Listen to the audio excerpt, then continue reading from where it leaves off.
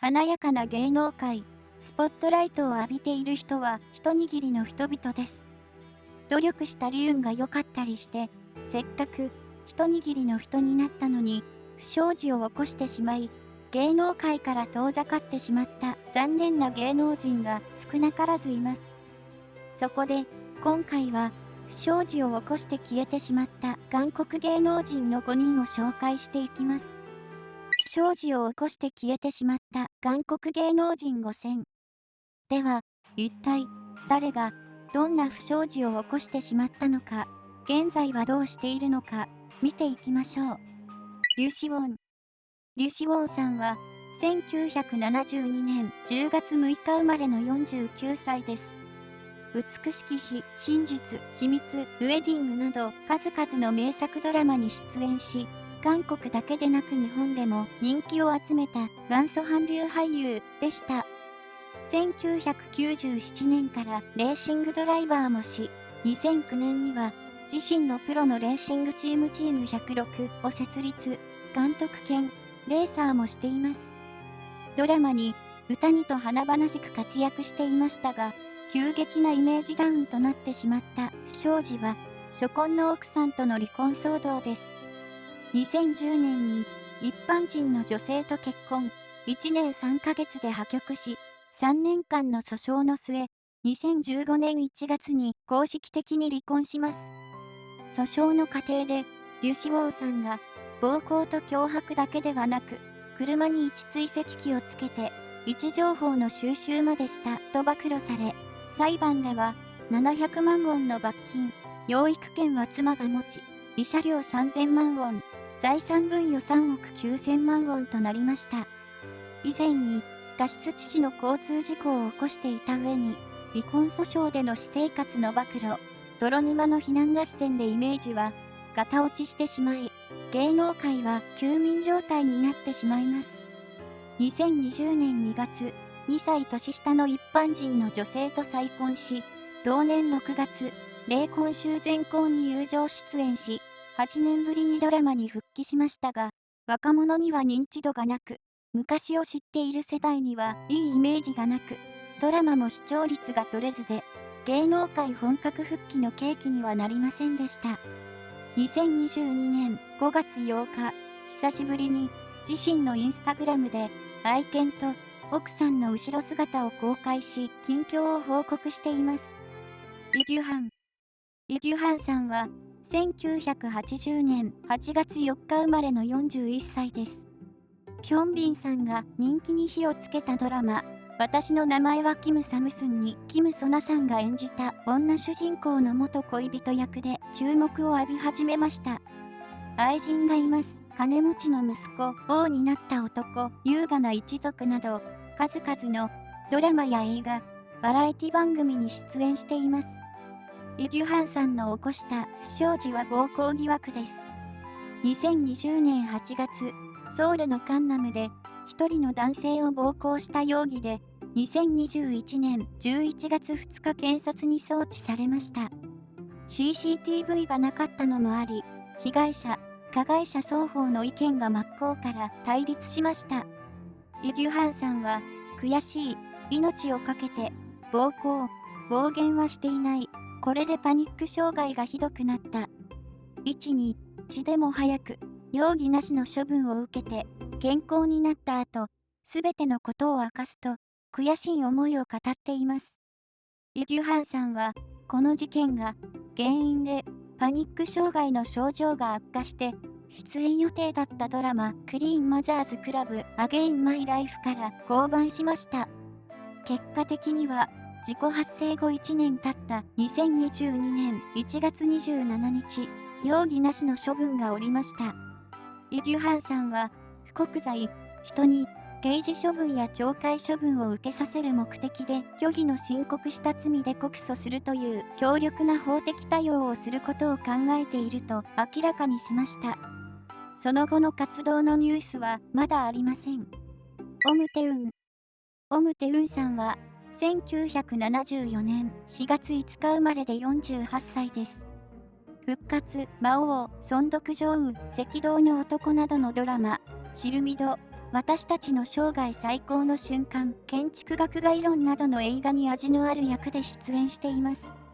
奥さんはバレリーナのユン・ヘジンさんです。バラエティ番組1泊2日で好感を得て、2015年1月からは、バラエティ番組スーパーマンが帰ってきたで、良き夫、良きパパの姿で、仲睦まじい家庭を印象づけていました。ところが、2016年8月、風俗店で性的暴行されたと女性から告訴されてしまいます。10月には、性的暴行は嫌疑なしとなりましたが、性売買の容疑で起訴意見で送致され、11月2日、100万ウォンの罰金の処分を受けました。一般人でも品種を買うのに、芸能人で、良き夫、良きパパ、良き家庭を売りにしていた俳優が性売買をしたとあって、多くの非難を受けました。この事件の衝撃のせいか、妻のユ・ヘジンさんは、騒動の最中に2番目の子供を流産しています。2017年11月1日、行政安全部は、性売買をしたオム・テウンさんに、地上波テレビ各社に永久出演停止の処分をしました。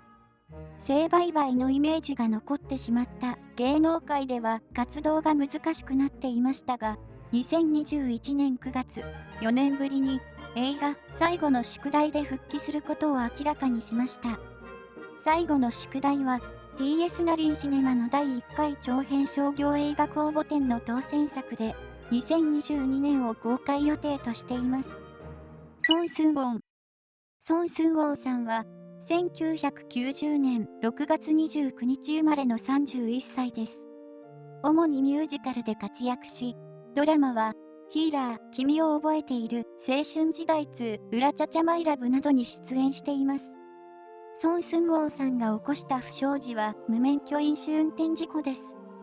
2018年12月26日、ソウルのカンナムで無免許で飲酒運転し、他の車に衝突した上、逃亡しました。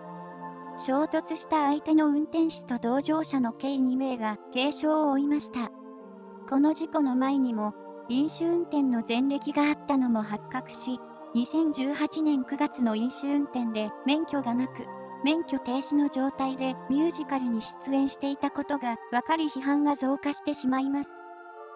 出演していたミュージカルは公演中止、所属事務所とは解約になりました。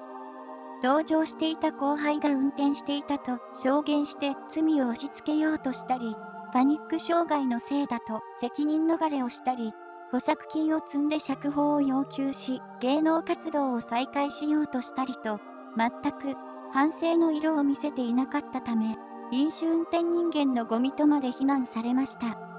2019年4月11日の一審、2019年8月9日の二審とも、実刑懲役1年6ヶ月の宣告を受けます。2020年5月29日に出所し、2020年7月22日に SNS を公開しましたが、復帰を喜ぶファンがいる一方、非難も多数あり、SNS は封鎖されました。以降は何の動きもありません。ユチョン。ユチョンさんは、1986年6月4日生まれの35歳です。誰もが知っている東方神起の元メンバーです。歌、ドラマ、映画と多方面で活躍し、アジアに熱狂的ファンがいました。ドラマ、ときめきソン・ギュンガースキャンダル、屋根部屋のプリンス、会いたい、3days、愛と正義などで主演を務めました。ユチョンさんは、健康な体なのに、喘息で、普通の兵役ができない判定を受け、通いの社会服務要員になったという疑惑や、任務期間中に風俗店で性的暴行をした疑惑、腕の入れ墨が服務要員の品格に適していないなど、数々の論議を起こしてきました。決定的なダメージとなった不祥事は、元恋人、ナムヤン乳業会長の孫、ファン・ハナさんとの覚醒剤の使用です。2019年4月、ファン・ハナさんの覚醒剤の調査の過程で、元恋人のユチョンさんも捜査の対象となりました。ユチョンさんは、潔白だと覚醒剤使用の否定をする会見をしたものの、テストで陽性の結果が出て、一転して容疑を認めました。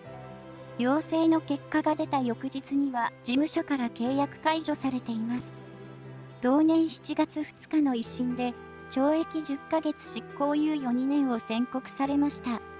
その後は、タイでファンミーティング、SNS の開設、写真集を販売などの活動をしています。自主制作映画悪に捧げは、国際映画祭で最優秀主演男優賞を受賞していますが、2021年9月の時点では韓国で封切られるかどうかは見通しが暗いようです。2019年9月に性的暴行の事件で損害賠償金の判決を受けたり、2021年8月には所属事務所から日本の事務所と二重契約したと訴えられたりとトラブルが続いています。